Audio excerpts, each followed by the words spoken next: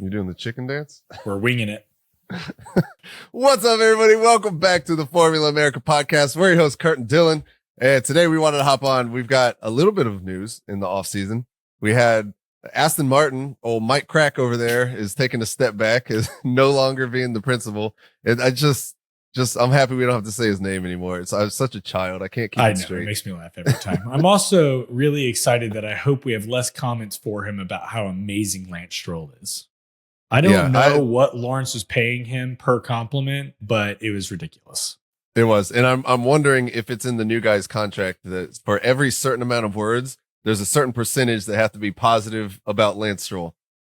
But then I think another big thing that we should talk about is Red Bull and kind of more of this PR fallout. Sponsorship. It's like, what is mass exodus? It is. It's a mass exodus. They are picking up some new sponsors, but I was looking at all the ones that are leaving and all the ones they've announced so far that have come back, and it doesn't equate. No. It seems like there's a lot more going out than there is coming in. And so I think that's worth talk. And then we might potentially even see Nick DeVries back in the paddock, man. We also got Franco Colapinto and Alpine. And that's something we just spoke about too on our rookie podcast last week. Let's start off with that because I think that's pretty interesting. We talked about how difficult of a position Jack Doohan is in with all the pressure getting turned up. Why do you think they're turning the pressure up? What did he do to be like, you got 5 races? Right. And so from watching, I don't know, from looking from the outside, what it seems like is the timing of everything. I feel like when they hired Jack or when they announced him, that it was kind of like, hey, there's nobody else right now. We have to get somebody in this car. They've got a bad track record of messing up contracts. They lost Alonso. They lost Oscar Piastri. So I think they're probably just like, hey, let's just get him in. And then all of a sudden afterwards, like, oh crap, Franco's here. It's like, well, we've already signed him over here. And so, yeah, I don't know. According to Kim Illman, I was just watching his video the other day, and he's pretty spun up on the Inside News. He's saying that from what he hears, he does have a 6-race contract, which gets him through Miami, at which point performance will kind of dictate what happens from there. We've talked a lot about being kind of cutthroat and understanding it. And, some teams cut faster than others, Red Bull, Williams, differences. But man, giving a fresh rookie 6 races that's not a lot. That's not. That's a huge mountain to climb. I mean, Oscar Piastri has solidly earned his seat. His first 6 races weren't nothing to write home about. Right. And he didn't have that pressure. No. He knew he was going to be there. So, yeah, it's a tough one. And it's especially when you got somebody like Franco who has such a big following and made such a splash, even if it kind of fizzled out after a little bit, but he made such a big splash. So it's not like another nobody that you're competing against. Like you're competing against, he's a rookie, but he's also kind of a high profile. He's a known quality rookie though. That's true. So we'll see. I don't think we've actually said what has been announced. So Franco Colapinto is announced as the Alpine reserve driver. So I don't think we've actually said that. Yep. So Williams has released them. They haven't talked about how much Alpine had to pay for that because I know there was speculation that if Red Bull wanted him, they would have to pay $20 million to get him out of his contract with Williams. But I'm sure there was some sort of monetary exchange that went on. I'm excited though for Franco. I think all of us kind of want to see him back on the grid. I feel really bad for Jack though, man. Yeah. It's just a shitty situation for him to be in. That's a really shitty one. I don't understand the pressure. It seems a little unnecessary, but hey, what do I know? It does. But like you said last time, what'd you say? Diamonds are made under pressure. They are made under pressure. Or they crack, i.e. segue to Nick DeVries. Yeah, you're going to break a lot of rocks. Speaking of that, Nick DeVries, who also, he had, I believe, 8 races. He made it through with AlphaTauri back in the day. And that didn't work out too well. He was replaced unceremoniously mid-season before he got to his home race. Yeah, it was the old Red Bull special. Definitely was, if you will. And so I know he's doing IndyCar. What are you saying for the F1 side? So for the Indy, he did test at Indy. He's back in Formula E full time right now. He actually got in a lot of hot water this weekend because he ruined somebody's race during quali. He impeded somebody pretty massively. He got a 3 place grid penalty, and apparently half the grid is upset with him. But so let's bring it back to Formula One. So last week, we started seeing news pop up with Nick DeVries again, and apparently he had a secret test with McLaren out at Paul Ricard, and Zach Brown had glowing reviews, say that he did great. One thing I didn't know about Nick DeVries, though, is he actually came up in the McLaren Drivers Academy, and so he was part of that family for a while, and so it's kind of coming home. I know you had some strong opinions about him potentially coming back, though. I think the hardest thing for me, we were talking about this a little bit, is, and maybe this is just because my feed is on Instagram and social media is more full of F1, maybe more than the average person. The amount of clickbait out there absolutely drives me kind of insane, where I've started to really skip over a lot of it unless it's from like a few good sources. And I saw this Nick DeVries coming back to Formula One and immediately rolled my eyes and kept scrolling. And that's kind of just how I feel about it. Like his crash and burn style it wasn't completely his fault, but also like him being like, I don't want to be called a rookie and blah, blah, blah. And then having the showing that he did, the personality. Like, I think part of Franco Colapinto's success is that he is such an enjoyable personality. Nick DeVries is not the most enjoyable personality. Charismatic. And so just the package that is him, when you have Oscar Piastri, when you have some of these other drivers, it's like, why are we talking about Nick DeVries again? I did not expect that. When you have everybody else. And so the story I was reading was that because they let Bortoleto, they let him leave. Yep. So he was a reserve driver. Pato O'Ward is also one of their reserve drivers. Who seems much more promising. Yep. And there's another one. I cannot think of his name right now, but he also just left. So basically they were only left with Pato. So I guess they wanted another one that maybe had a little bit of experience. Pato O'Ward, which is Mexican, actually. You're like, my buddy, he's coming. His name's Pato. And he gets there and you're like, that's Pato this guy, O'Ward? Yeah. He's Mexican, actually. Mexican flag. But speaking about Nick DeVries, you're talking about his personality. Do you remember in Drive to Survive how much of a psycho that made him look like? Yes. The way he like kept his apartment, everything had to be folded perfectly and everything had a place and nothing could be out. I was like, that guy does not seem like a lot of fun. No, So, it'll be interesting. I mean, reserve drivers get moved around. I think that Franco going to Alpine's reserve drivers is a whole lot more of a story than Nick DeVries having a decent testing session. Yeah. Nick DeVries, we won't see him on track, I'm sure. Franco Colapinto, we very well may see him taking over after Miami. I hope to see him on track. I don't know that I want it to be at the expense of Jack Doohan after 6 races, though. Yeah. And from another thing that actually I think it was on the Kim Illman video he put out was that Franco Colapinto is no longer qualified or eligible to take place in FP1s. And so the fact that he's moving there, it's not like they can even practice with him. Like he is solely there to be that ominous figure in the back of the garage anytime like Jack puts a foot wrong. The Undertaker just like peeking out around the corner. That's going to be Franco just sitting back there listening to his music. All the girls are cheering for him and everything. And Jack just like, come on, guys. Guys. It's me, right? Let's should we segue to Mike Crack? Speaking of Mike Crack. Sorry. I don't understand it. If I was him, I would go by Michael. I would change my name to something other than Mike Crack. Maybe it doesn't have the same. We're professionals. Yeah, right. Maybe it doesn't have the same connotation in Europe, but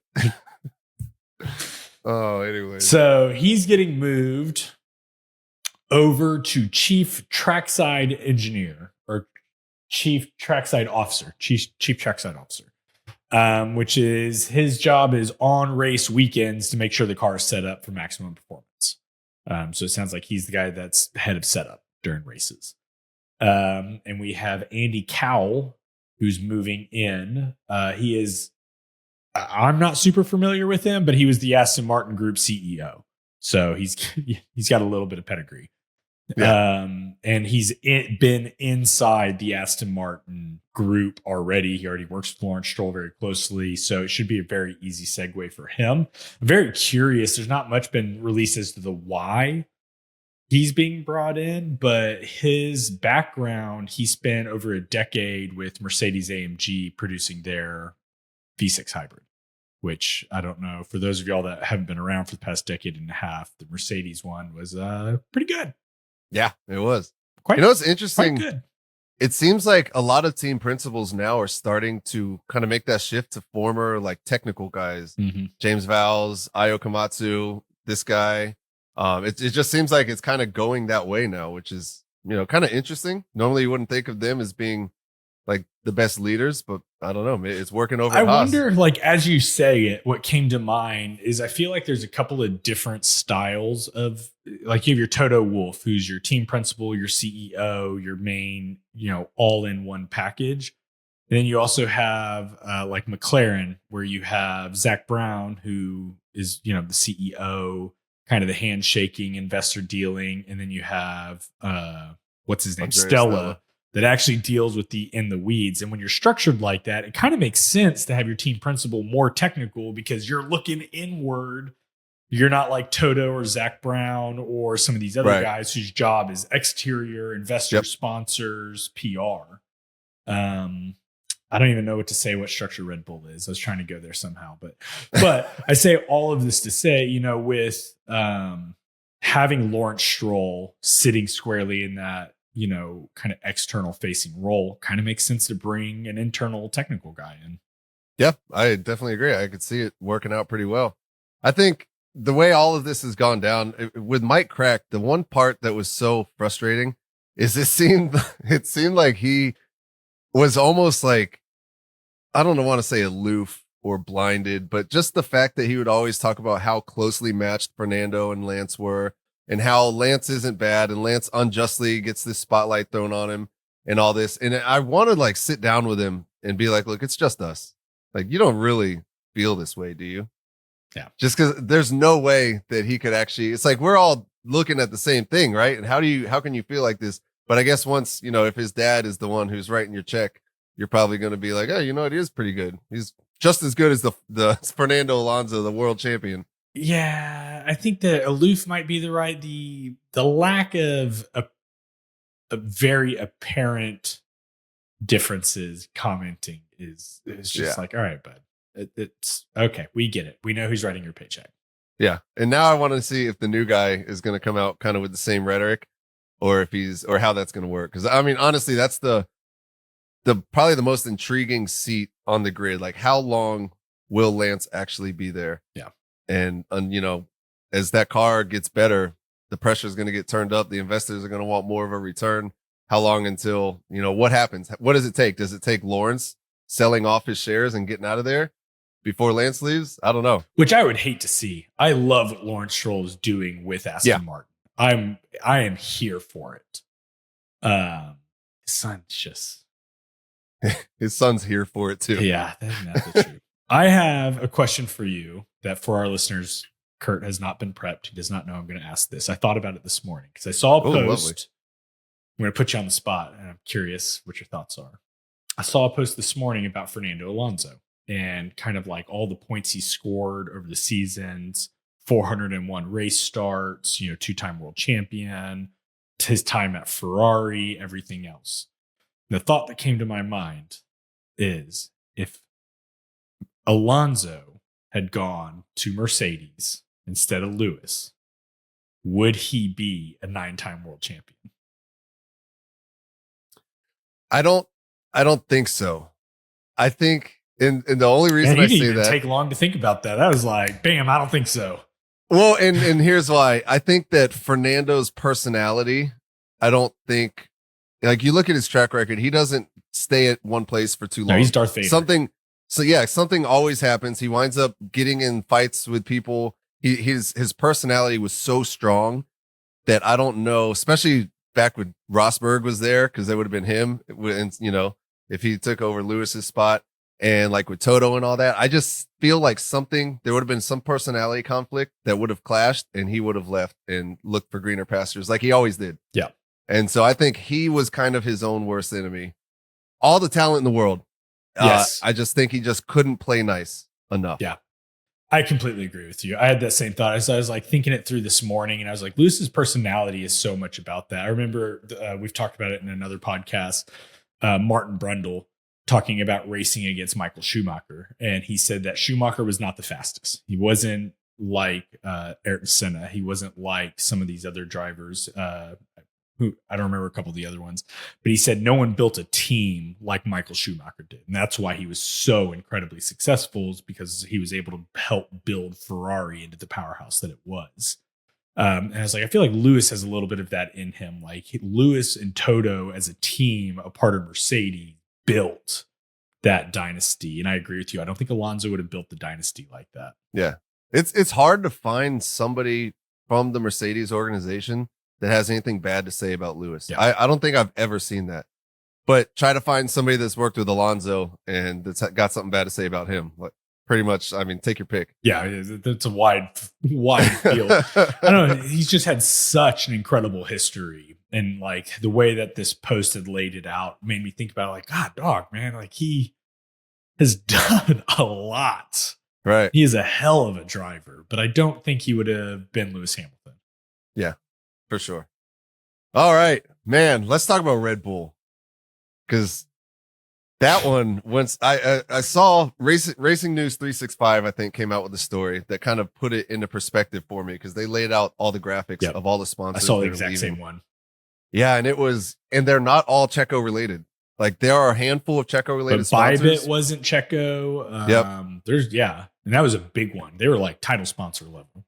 Oh, Bybit, I was looking them up. That was a $50 million a year on a 3-year deal. And apparently they wanted to re-sign, but they couldn't reach a deal. And then also there was issues with, certain tracks and countries you couldn't promote cryptocurrencies and whatnot. But yeah, so let's do a rundown. First off, of Checo's sponsors that are now leaving the team. So you have Telmex, which has given over $100 million since Checo got to that team, which is one of the Carlos Slim companies. Yeah. Also, he's got Telcel, Claro, and Infinitum, which are 3 other companies that he has something to do with that are leaving. You've got Kit Kat, Patron, and McDonald's, which are Checo sponsors. Yep. Which Kit Kat's still sticking around. I don't know if they're going to stick around with Red Bull, but they are a Formula One sponsor now. And then Patron and McDonald's, which are big ones. And then you've got Disney, which they had that documentary that they did with Checo last year. They're gone now. Yep. It's just a ton of different sponsors from Checo alone. But then everybody else, you've got Bybit, which is the big one. You've got Uber, which is a big one that's leaving. There's a ton of small ones that are leaving too, like that. And what was interesting that I read about it was that it wasn't people canceling contracts. It was just them not re-upping. And so there hasn't been a ton of like media commentary on, we're canceling this because Red Bull did this. It's just like a whole lot are just not renewing their contract. Yeah. And so, which leaves a ton of room for speculation. And it's not all that hard to speculate why. To me, it's like they're kind of quietly, kind of like that Homer Simpson meme where he just like fades into the bushes. They're like, we just don't want to be associated with this anymore. I don't want to be associated with it anymore. Like it's hard. It's ugly. It's all of it. Like the whole Christian Horner thing, the infighting with him and Marco that we always talk about, just the dealing with Ricardo and Checo and just all that. It's just none of it looks good. It is. So in Devil's Advocate, I know of 2 new sponsors joining. We have AvaTrade. Someone's going to comment on my pronunciation. Which is expected to be about 20 to 30 million. They're an online trading broker. And then Neat, which is valued at 5 to 10 mil, video conferencing technology company. So they got those coming on, but I mean, the pool of sponsors has shrunken a lot. Yeah. I was able to find a picture of the old on their website. They've got all the sponsor logos at the bottom. And the old one versus the new one. And there's quite a few that are now gone. There's much less in there. And then you just got weird ones like Pepe jeans and stuff like that. Oh, it looks like Patron is actually sticking with them. I see that one on there. Yeah, I don't know. It's not looking good. And I think a lot of it comes down to that PR that we always talk about. It's just not a good time to be a Red Bull fan or part of the Red Bull organization. No, it's not. If we go to Mexico this year, I'm super curious what that is like. Is it anti-Red Bull? Because otherwise you couldn't walk around with anything short of Red Bull down there the past couple of years. Like, I was the vast minority walking around with McLaren gear on. Yes. So that'd be really interesting. All right, so what we got? You said we got 36 days until the F1 livery launch. The first all the of teams its kind. are taking part in. That's gonna be cool. I know Max was not happy about it. He did not want to attend. He said he was gonna try to find something to be busy with on that day. Why? I think I don't know. I think for the fans, like I understand as a driver, you've got all these obligations. That's just one less. Like this, you're taking away from your time off. But as a fan, I think having all the teams have a big event like that, I think that's just freaking cool. Well, man. And I think that they're still doing livery launches. Like Reuters posted that Williams is doing Valentine's Day F1 car reveal. Ferrari to hold a February 19th launch, Coy on Hamilton's track debut in red. Like, I don't think that they're not going to do launches still, but I'm excited for this all at once party. And I hope it goes well. I hope it is like a big event like it should be. I hope there's enough of the excitement around it. And where the teams start to get excited and want to do it more. I think that'd be pretty cool. But you said we got what, 36 days? 36 days till that, February 18th, and then preseason testing February 26th. That's 44 days away. Oh, we are not far away. We're not far away. This the season weeks just away, ended, man. Like we just got the holidays.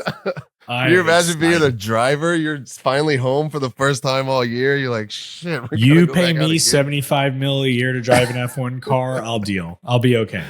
Yeah. Actually, before we go, I was just reading an interview they did. I guess Checo gave over the weekend in Mexico, and they were asking him what he plans on doing, and he said he doesn't know yet. The whole thing happened so fast, he didn't expect to get dropped. I don't know how, but.